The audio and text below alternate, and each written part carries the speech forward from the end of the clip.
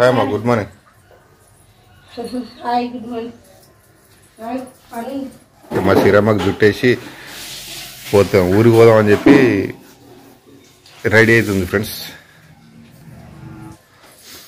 ఊరికి పోయే గడప వెళ్ళా చూడండి ఫ్రెండ్స్. ఇవాళ సోమవారం పొద్దుగాల 6:15 అవుతుంది. దేవునికి దీపం ముట్టియాలి, ఇల్లు కడగాలి, చేయాలి. మా పిన్ని ఈమె ఇద్దరు కలిసి ఊరికి పోతారు అనమాట. హాయ్ ఫ్రెండ్స్, గుడ్ మార్నింగ్ అందరికి. ఎట్లున్నారు? మంచిగా ఉన్నారా? మేమైతే మస్తున్నాం. ఈరోజు మండే, ఊరికి పోవాలి. 4 రోజులు హెల్త్ ఖరాబ్ అవడానికి కూడా కారణం అదే. చూసేచ్చేదాకా నిమ్మలం అనేది ఉండతట్లేదు. ఇక చూసేసి వద్దామని చెప్పేసి అయితే ఫిక్స్ అయ్యాను ఈరోజు. ఇలా మా మేనత్త నేను ఇద్దరం కలిసి అయితే సిద్ధిపెట్టిపోతున్నాము. ఇక పిల్లలకు ఎట్లా నడిచిపెట్టి పోదామంటేనైతే పిల్లలకు అస్సలే సెట్ కాదు. ఆగమాగం అవుతుంది. రోజును నిమ్మలంగా చేసుకుంటేనే మనసుకు తృప్తి అనేది ఉంటుంది. మా పాపకైతే 6:30కే ఆమె పోయిన తర్వాత నేను వెళ్దామని చెప్పేసి అయితే ఇక పని అయితే కంప్లీట్ అయింది. అన్నం కూడా పెట్టిన. ఇక మా సార్ ఉంటే పిల్లలకు బాక్సులు పెట్టి పంపిస్తాడు. మా వరుణ్ తేజ్ ఇంకా లేవలేదు. మరి టైంకి వెళ్తారా ఉంటారా తెలియదు. బయట పని అయితే ఏం చేయలేదు కానీ ఇంట్లో పని అయితే అయిపోయింది. బాయ్, జర బిజీ ఉంది. మరి ఈరోజు వస్తామా రేపు వస్తామా తెలియదు. ఎంత బిజీ చూడండి ఫ్రెండ్స్. మాట్లాడడానికి వరుణ్ తేజాలు వండుకున్నాడు.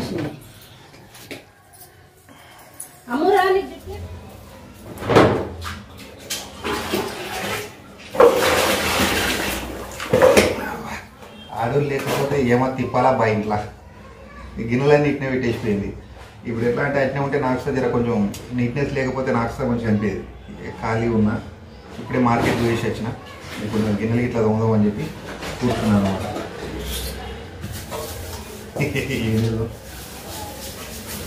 ఏదైనా ఇబ్బంది పడ ఫ్రెండ్స్, నేను ఏ పని అయినా చేయాలి కంపల్సరీ. మంచిగా తోమలేవని చెప్పి తిడితే తర్వాత ముచ్చటే, కానీ మన వీలైనంత వరకు ఏదో చేస్తూనే ఉండాలి.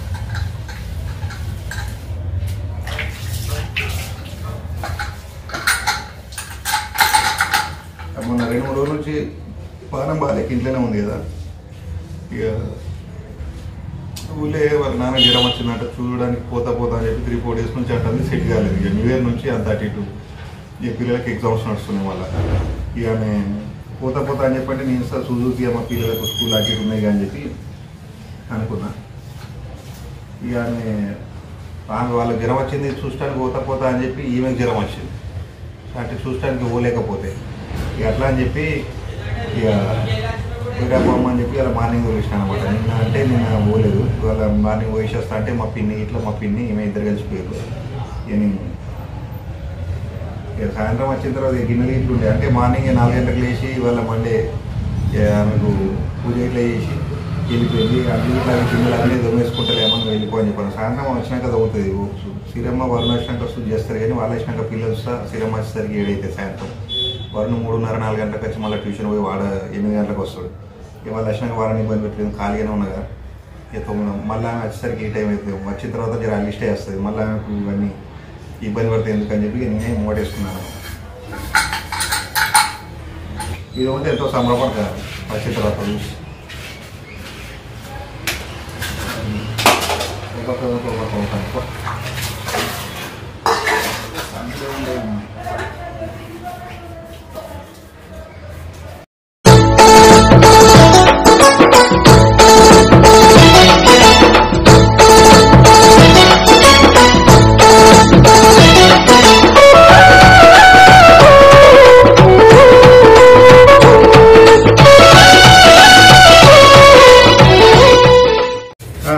పాడుతూ పని చేస్తుంటే అలుపు సలుపేమున్నది.